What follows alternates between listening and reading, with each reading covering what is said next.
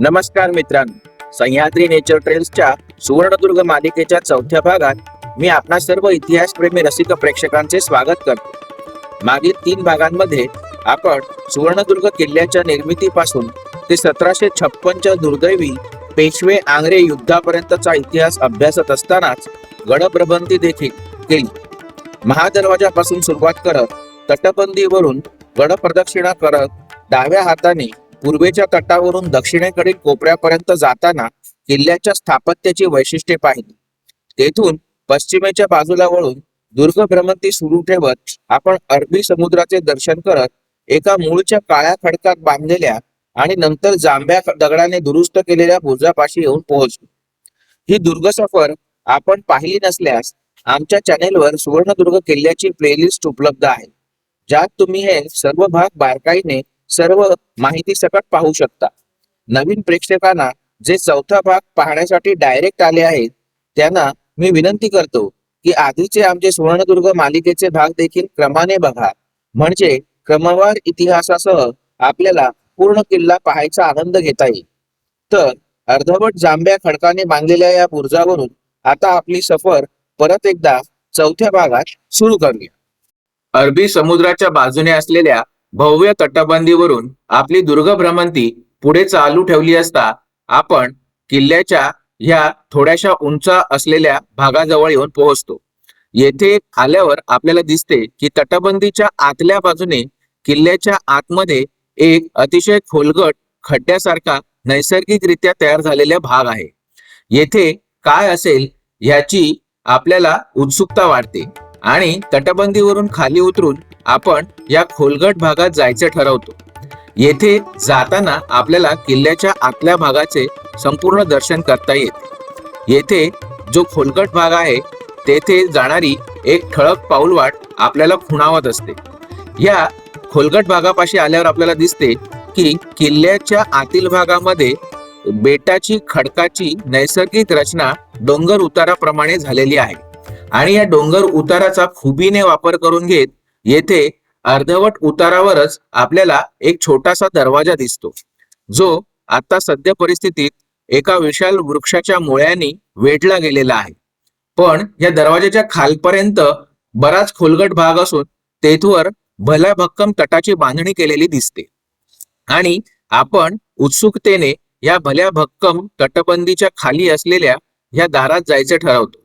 येथे आत डोकावून पाहिले असता आपल्याला असे समजून येते की संपूर्ण तिरक्या उताराच्या रचनेने तटबंदीमध्ये बोगद्यासारखी ही रचना पायऱ्यांचा मार्ग घेऊन बाहेरच्या बाजूला जात आहे। येथून जेव्हा आपण आत उतरतो तेव्हा आपल्याला दिसते की या संपूर्ण तटबंदीमध्ये कमानींची खालवर जाणारी रचना करून तिरक्या दिशेने संपूर्ण तटबंदीमधून हा मार्ग बाहेरच्या बाजूला नेण्यात आलेला आहे। प्रत्येक कमानीची रचना अशा रीतीने करण्यात आलेली आहे की एकाखाली एक तिरक्या दिशेने या कमानी दिसून येतात आणि याचद्वारे या तटबंदीचे संपूर्ण वजन वरच्या बाजूने पेलून धरण्यात आलेले आहे। दरवाजापाशी आल्यावर आपल्याला दिसते की येथे देखील अडसरांची रचना होती आणि येथून बाहेर आल्यावर भव्य तटबंदी आणि सुंदर अरबी समुद्राचे येथे दर्शन करता येते आणि आपण चोर दरवाजाने या किल्ल्याच्या पश्चिमेच्या बाजूने बाहेर पडू शकतो। येथे आल्यावर आपल्याला कळून येते की अतिशय मोठ्या खडकापाठी हा चोर दरवाजा लपवण्यात आलेला आहे आणि येथून सुवर्णदुर्गाच्या जवळपास 3 ते 4 मजले उंच अशा भव्य भक्कम खडकांनी बांधलेल्या तटबंदीचे अतिशय सुंदर दृश्य आपल्याला स्तिमित करून जाते। मित्रांनो, आता आपण या सुवर्णदुर्ग किल्ल्याच्या दुसऱ्या चोर दरवाजापाशी आलेला आहे। हा दुसरा चोर दरवाजा प्रत्यक्षामध्ये सगळ्यात जुना माहीत असलेला चोर दरवाजा होता। आपल्या गड दर्शनामध्ये जो आपण पहिल्यांदा बघितला तो हल्लीच 2 महिन्यापूर्वी शोधण्यात आलेला होता। हा जो चोर दरवाजा आहे तो मात्र पूर्वीपासून सर्व लोकांना माहीत होता आणि हे जी जागा आहे ती आमच्या सह्याद्री नेचर ट्रेल्स टीमसाठी अतिशय महत्त्वाची आहे, कारण सुमारे 8-9 वर्षापूर्वी याच ठिकाणी आम्ही पहिल्यांदा 5 ते 6 मिनिटाचा व्हिडिओ करून तो जनतेपुढे सादर केलेला आणि सह्याद्री नेचर ट्रेल्सची सुरुवात केलेली। त्या व्हिडिओचा काही भाग मी आता आमच्या ह्या नवीन व्हिडिओमध्ये ताकद आहे आणि याच ठिकाणी परत एकदा नवीन संपूर्ण उत्साहाने आमच्या एवढ्या प्रचंड मोठ्या झालेल्या टीमने जे तुम्हा रसिक प्रेक्षकांना आमचे व्हिडिओ सादर केले आणि तुम्ही सर्व रसिक प्रेक्षकांनी देखील आम्हाला इतकी भरभरून प्रतिसाद दिला आणि आमचे आता सबस्क्रायबर सुमारे 35,000 झालेले आहेत आणि अतिशय जाणकार असे प्रेक्षक आम्हाला प्रतिक्रियांद्वारे त्यांचे मतं कळवत असतात. त्यासाठी मी येथे ह्याच ठिकाणी सर्वांचे आभार मानू इच्छितो जिथून सह्याद्री नेचर ट्रेल्सचा जन्म झाला. तर हे चोर दरवाजा देखील अतिशय सुंदर ठिकाणी मराठा लष्करी वास्तुशास्त्राचा अतिशय उत्तम नमुना दाखवता येईल. तुम्ही इथे बघू शकता अतिशय उंच सुमारे 3 ते 4 मजले उंच अशी ही तटाची भिंत आजही सुमारे 350-400 वर्षानंतर मराठ्यांच्या स्वराज्याचा कणखरपणा आणि मराठा सरकारचं बांधकाम किती बलाढ्य होतं ते दाखवत आजही दृढनिश्चयाने उभी आहे.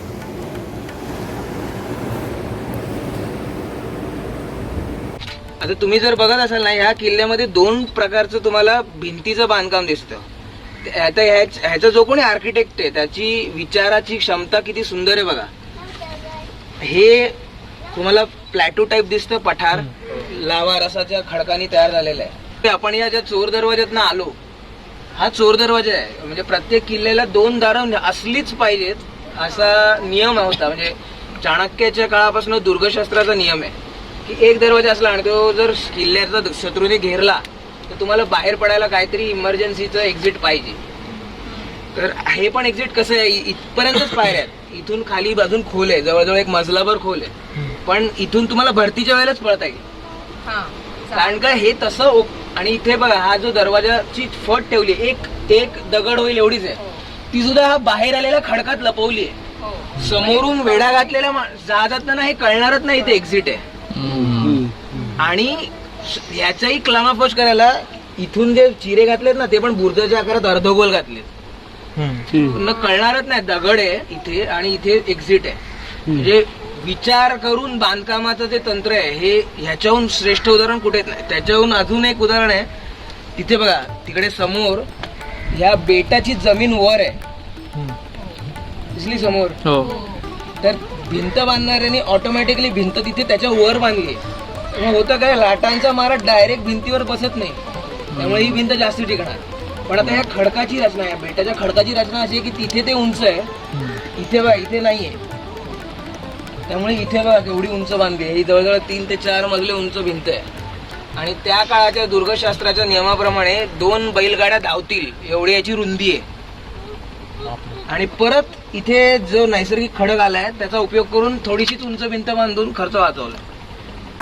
तर मित्रांनो, अशा रीतीने सुवर्णदुर्गाचा हा चोर दरवाजा पाहून झाल्यावर पुन्हा एकदा आपण पुढील दुर्गदर्शनाकडे वळण्याआधी इतिहासाच्या पानात डोकावून पाहूया.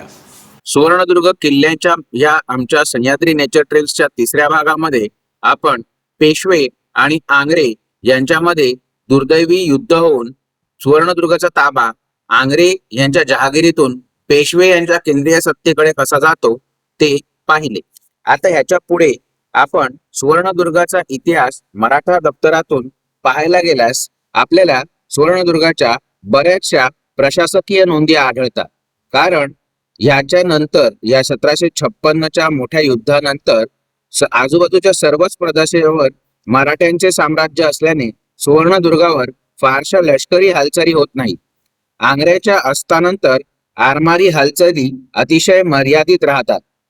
त्यामुळे माधवराव पेशव्यांच्या कारकिर्दीत 1771 साली सुवर्णदुर्ग तालुक्याची पहिली नोंद मिळते की सुवर्णदुर्ग तालुका आणि सुभे येथे जमीन मोजणी व सारा आकारणीची फेर नोंदणी होते आणि महसुली उत्पन्न निश्चित करण्यात येते. त्याच्या पुढे 1771 साली सुभे सुवर्णदुर्ग येथे स्थानिक निवाड्यात सोनाराच्या मुलाचे खून झाल्याचे सिद्ध होऊन राघोब विंजे आणि श्यामजी दशपुत्रे या 2 नागरिकांना सुवर्णदुर्गाच्या कैदखान्यात टाकले जाते अशी देखील नोंद आपल्याला मराठ्यांच्या दप्तरात मिळते. याच्या पुढची नोंद ही मराठा साम्राज्याच्या संदर्भात महत्वाची आहे. ती म्हणजे 18 नोव्हेंबर 1772 या दिवशी माधवराव पेशवे स्वर्गवासी होतात आणि त्याच्या एकच महिना आधी सुवर्णदुर्ग सुभ्याचे सुभेदार म्हणून हरिपंत फडके यांची नेमणूक पुणे दरबारकडून होते आणि रामजी महादेव जे 1756 पासन सुवर्णदुर्ग सुभ्याचे सुभेदार असतात त्यांची बदली होते. याच्या पुढे माधवरावांचे धाकटे बंधू नारायणराव पेशवे बनतात, पण चुलत राघोबा दादा पेशवे यांना स्वतः पेशव्यांच्या गादीवर बसायचे असल्याने ते गारद्यांकडून नारायणरावांचा खून करवतात. 1774 सालच्या सुरुवातीला इंग्रज साष्टीवर म्हणजेच आत्ताच्या ठाणे शहरावर हमला करतात आणि त्यामुळे ठाणे शहराच्या बचावासाठी म्हणून मदत करण्यासाठी सुवर्णदुर्गातून 2 गुराबा आणि 5 गलबते भरून रसद साष्टीच्या किल्ल्यात मराठ्यांना पोहोचवली जाते. बाणकोट किल्ल्यातील इंग्रजी फौज सुवर्णदुर्गाकडे हमला करेल म्हणून सुवर्णदुर्ग किल्ल्याचे किल्लेदार पुण्याहून लष्करी मदत मागवतात. मुंबईवर इंग्रजी सैन्यात जे जे लोक भरती होतील त्यांचे घरदारावर जप्ती आणून घरातील लोकांना कैद करण्याची आज्ञा पुणे दरबारकडून रत्नागिरीचे मामलेदार महिपतराव, अंजनवेलचे मामलेदार कृष्णाजी विश्वनाथ, सुवर्णदुर्गाचे मामलेदार मोरू बापूजी आणि राजापुराचे मामलेदार चिमणाजी माणकर यांना केली जाते. 29 मे 1774 या दिवशी 40 दिवसांच्या बालपेशव्यास गादीवर बसवून बाराभाई मंडळ मराठा राज्याचा कारभार सुरू करतात. पेशवे सवाई माधवराव गादीवर येतात. सुवर्णदुर्ग किल्ल्यासंबंधीची एक महत्वाची नोंद 1775 साली गेलेली आपल्याला मराठ्यांच्या दफ्तरात सापडते. सुवर्णदुर्ग किल्ल्याची आरमारी तुकडी बिना दस्तक फिरणाऱ्या इंग्रजी जहाजातील 5 प्रवाशांना कैद करते असे या नोंदीतून आपल्याला समजते. पहिल्या इंग्रज मराठा युद्धादरम्यान सुवर्णदुर्गावर लखमोजी खानविलकर हे किल्लेदार होते.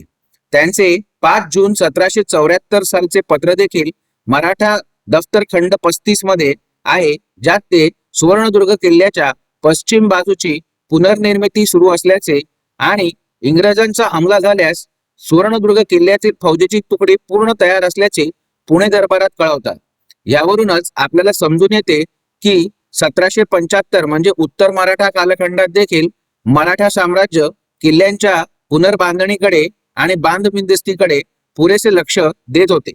मराठ्यांच्या दफ्तरातील पुढील नोंदी तपासताना आपल्याला समजून येते की 28 डिसेंबर 1774 या दिवशी इंग्रज ईस्ट इंडिया कंपनी साष्टी म्हणजेच ठाण्याचे किल्ला जिंकतात. त्यामुळे पुढचा हमला कोकणामधील सुवर्णदुर्गाकडे होईल या भीतीने 100 सैनिकांची एक जादा तुकडी रसद घेऊन सुवर्णदुर्ग किल्ल्यासाठी पुणे दरबारकडून रवाना केली जाते. विजयदुर्गाचे धुळप आणि सुवर्णदुर्गाचे मोरो बापूजी हे दोन्ही मराठा सरदार संयुक्तपणे मराठा आरमार संचलित करत असतात. त्यामुळे दोन्ही ठिकाणच्या तुकड्या परस्परांच्या किल्ल्यामध्ये 1774 आणि 1775 या वर्षी मुक्कामाला होत्या आणि सैन्यांची अदलाबदल करून दोन्ही ठिकाणच्या तुकड्यांना दोन्ही ठिकाणच्या स्थानिक ठिकाणांची संपूर्णपणे ओळख व्हावी यासाठी त्यांचा स्थान बदल केला गेला होता. हे देखील आपल्याला मराठ्यांच्या दफ्तरातील नोंदी चेक करताना समजून येते. अशा प्रकारे थोरले माधवराव पेशवे आणि नारायणराव पेशवे यांच्या कारकिर्दीमधील सुवर्णदुर्गाच्या कारभार विषयक नोंदी पाहून आपण परत स्थळ दर्शनाकडे वळूया. चोर दरवाजाच्या थोड्याच पुढे आपल्याला एका झाडाखाली अवशेष रूपात मंदिर दिसते व लक्षात येते की इतर किल्ल्याप्रमाणे सुवर्णदुर्गावर मंदिरच नाहीये. या मागची माहिती आपल्याला इतिहासात शोधायला गेल्यावर असे समोर येते की कान्होजी आंग्रे यांनी सुरुवातीला त्यांच्या कुलदेवता कालिंबिका देवी हिची स्थापना सुवर्णदुर्गात केली होती. पण सरखेल पदावर त्यांची नियुक्ती झाल्यावर ते जेव्हा कुलाब्याला स्थायिक झाले तेव्हा कान्होजी आंग्रे यांनी कालिंबिका देवीची पुनर्प्रतिष्ठापना कुलाबाच्या हिराकोटात केली. त्यामुळे आज सुवर्णदुर्गात मात्र दरवाजावरील श्री हनुमंत व उंबरठ्यावरील कुर्मावताराखेरीज कुठल्याही देवतेचे मंदिर आपल्याला आढळत नाही. ह्याच मंदिराच्या अतिशय जवळ आपण राजवाड्याच्या पायथ्याचे म्हणजे जोत्याचे अवशेष पाहू शकतो. दुर्दैवाने सुवर्णदुर्ग किल्ल्यामध्ये आपल्याला कुठेही पूर्ण अस्तित्वात असलेल्या वाड्याचे अवशेष पाहता येत नाही. केवळ पडक्या भिंती आणि ज्योती स्वरूपामध्येच आपल्याला हे अवशेष आज पाहायला मिळतात आणि त्या काळचे वैभव काय होते ह्याचा केवळ अंदाज बांधावा लागतो. पण येथील तटबंदी मात्र आपण पाहतो त्याप्रमाणे आजही काळाशी झुंजत अतिशय कणखरपणे उभी आहे. अशा रीतीने आपण जेव्हा मंदिर आणि राजवाड्याच्या चौथऱ्याचे अवशेष पाहून तटबंदीच्या दिशेने जातो तेव्हा किल्ल्याच्या पश्चिमेच्या तटबंदी लगत असलेल्या खोलगट भागामध्ये आपल्याला दगड फोडून किंवा किल्ल्याच्या नैसर्गिक रचनेचाच उपयोग करून येथे 3 तलावाची बांधणी केलेली दिसते. हे तीनही तलाव एकमेकांशी अंतर्गत रीतीने जोडण्यात आलेले आहेत आणि किल्ल्याच्या जमिनीचा जो नैसर्गिक उतार आहे तो तटबंदीच्या दिशेने असणारा उतार पाहून तेथे जलसंधारणाच्या दृष्टीने ह्या तलावांची निर्मिती करण्यात आलेली आहे, जेणेकरून पावसाळ्यामध्ये उतारावरून वाहणारे पाणी समुद्रात न जाता या तलावात साचून वर्षभर पाण्याच्या साठ्याची येथे व्यवस्था करण्यात आलेली आहे. याखेरीज या बलदंड तटबंदीजवळ आपल्याला तटामध्ये एक दारही दिसते आणि येथे आतमध्ये कुठली वास्तुरचना असेल याची उत्सुकता निश्चितपणे चाळवली जाते. मित्रांनो, आता आपण येथे पाणवठ्याची जागा बघितली. या पाणवठ्याच्या जागेच्याच बाजूला तुम्हाला इथे बलदंड तटबंदी माझ्या पाठून दिसते. या बलदंड तटबंदीत सुद्धा मराठ्यांच्या आरोग्याचं एक गुपित येथे दडलेलं आहे. मराठा लष्करी वास्तुशास्त्राचा एक अतिशय उत्तम नमुना तुम्हाला येथे दिसते. तुम्ही म्हणाल हे तर काय खोलीचं दार आहे, पण तुम्ही जर नीट निरीक्षण केलं तर या खोलीचं दार सरळ आत न उघडता तिरक्या रेषेत उघडतं आणि इथून आत बघितलं असता तुम्हाला येथे दगड जिथे पडलेत त्या दगडांच्या जागी एक भोकही असलेलं दिसतंय. याचं कारण हेच आहे की हे शौचालयाची जागा आहे. येथे बसून प्रातर्विधी केले असता आपला जो मलमूत्राचा भाग आहे तो या मधल्या भोकातनं किल्ल्याच्या बाहेर समुद्राच्या बाजूला पडण्याची व्यवस्था केलेली आहे. आणि जो आपले नैसर्गिक विधी करणारा इथे माणूस आहे किंवा सैनिक आहे त्या माणसाची प्रायव्हसी जपण्यासाठी येथे दाराची रचना तिरकी करण्यात आलेली आहे की समोरून किंवा वरच्या बाजूने येथे आत मलमूत्र करणारा जो कोण आपला प्रातर्विधी करणारा माणूस आहे त्याची खाजगीपणाही जपला जावा. इतकं उत्तम असं हे उदाहरण आहे. उत्तर किंवा दक्षिण भारतातल्या तुम्ही कितीतरी किल्ल्यांवर गेला असाल तुम्हाला कुठेही शौचकूप दिसले नसतील, पण महाराष्ट्रामध्ये आपल्या छत्रपती शिवाजी महाराजांनी आरोग्याची आणि स्वच्छतेची काळजी घेत येथे जागोजागी असे शौचकूप बांधलेले दिसतात आणि आपल्या राजाच्या द्रष्टेपण अशाच किल्ले बांधणीच्या अनोख्या तंत्रातनं आपल्याला पाहायला मिळतं. या पुढील सुवर्णदुर्ग किल्ल्याचा इतिहास मराठा दफ्तरामधून शोधताना मराठा इतिहासाच्या प्रवाहातील एक महत्वाची घटना म्हणजे सदाशिवराव भाऊच्या तोतयाचे बंड, अर्थात नकली सदाशिवराव भाऊ बनून एका इसमाने मराठा राजकारणात प्रवेश केला व मीच खरा भाऊसाहेब पेशवा आहे असा दावा केला, जो पुढे पुणे दरबारात पुरावे आणि साक्षींअभावी टिकू शकला नाही आणि हा इसम नकली म्हणजे तोतया आहे हे सिद्ध झाले. सदाशिवराव भाऊचा तोतयाचे बंड हा राजकीय प्रकार रत्नागिरीच्या भागात देखील प्रभाव पाडून गेला. तोतया खोटा असल्याचे सिद्ध झाल्याने त्याला फिरत्या कैदेत प्रथम किल्ले देवगिरी, मग मिरजचा कोट आणि त्याच्यानंतर रत्नागिरीच्या रत्नदुर्गात कैदेत ठेवण्यात आले होते. ऑक्टोबर 1775 मध्ये रत्नागिरीचे सुभेदार रामचंद्र पंत परांजपे यांची मात्र खात्री पटली की हेच खरे भाऊसाहेब पेशवे आहेत. त्यामुळे त्यांनी सन्मानाने या नकली सदाशिवराव भाऊला सोडून दिले आणि हेच खरे भाऊसाहेब पेशवे आहेत अशी दवंडी कोकण प्रांतात जाहीर केली आणि रामचंद्र पंत परांजपे यांच्यासारख्या सुभेदाराची खात्री पटल्याने विजयदुर्ग, देवगड आणि आसपासच्या धुळप सरदारांच्या जहागिरीतील सर्व आरमार यांच्या पाठिंब्याने नकली भाऊसाहेब पेशव्यांनी येथे कोकणामध्ये मराठेशाही विरुद्ध उघड बंड मांडले. जून 1776 मध्ये तोतयाने अंजनवेल व गोवळकोटच्या किल्लेदारांना देखील फोडून आपल्या पक्षात घेतले. जुलै 1776 साली सुवर्णदुर्ग सुद्धा नकली भाऊसाहेब पेशव्यांच्या या बंडाळीमध्ये सामील झाला, पण तेथील अधिकाऱ्यांनी मात्र त्याला विरोध केल्याने सुवर्णदुर्गातील कैदखान्यात त्यांना कैद करण्यात आले. मग मात्र पुणे दरबारकडून दौलतराव शिंदे, बाजी भिवराव, नरसिंगराव धायगुडे, गोविंद माणकर, नारो गणेश या सरदारांना मोठ्या फौजेसह या बंडाळीच्या बंदोबस्तासाठी कोकणात पाठवण्यात आले. मराठा पक्षाची बाजू मजबूत होऊन तोतयाची फौज हरू लागली. या अफरातफरीचा फायदा घेऊन सुवर्णदुर्गाचे किल्लेदार मोरोपंत फडके आणि मामलेदार बच्चाजी बर्वे हे नकली सदाशिवराव भाऊच्या कैदेतून पळाले. पुण्याच्या बाळाजी गोविंद या सरदाराच्या मदतीने सुवर्णदुर्ग किल्ला त्यांनी परत आपल्या ताब्यात घेतलाय. हळूहळू तोतया नकली सदाशिवराव भाऊच्या ताब्यातले सर्व किल्ले मराठा फौजाने परत मिळवले. बहुतेक बंडकरी फसवणुकीने तोतयाला भुलून अनावधानाने सामील झाल्याने सामान्य सैनिक आणि लहान मोठ्या कारकुनांना सवाई माधवराव पेशव्यांनी सरसकट माफी जाहीर केली. त्यामुळे अंजनवेल, गोविंदगड, जयगड, विजयगड, रत्नागिरी, महिपतगड, पूर्णगड आणि सुवर्णदुर्ग येथील फौजा शरण आल्या आणि नकली तोतया सदाशिवराव भाऊचे बंड थोडक्यात आटपले. याच्या पुढील सुवर्णदुर्ग किल्ल्याची एक महत्वाची नोंद आपल्याला 1779 साली मे महिन्यात सापडते. म्हणजेच नारो लक्ष्मण भिडे हे सुवर्णदुर्ग सुभ्याचे नवीन कमाविसदार म्हणजेच कर संकलक म्हणून नियुक्त झाले अशी ही नोंद आपल्याला सांगते. अशा रीतीने श्री शिवछत्रपतींपासून ते पुढील सुमारे 100 ते 120 वर्षांचा इतिहास पाहत पाहत आपण उत्तर मराठेशाही कालखंडाच्या म्हणजेच उत्तर पेशवाईच्या आणि 18व्या शतकाच्या अखेरीला येऊन पोहोचलो आहोत.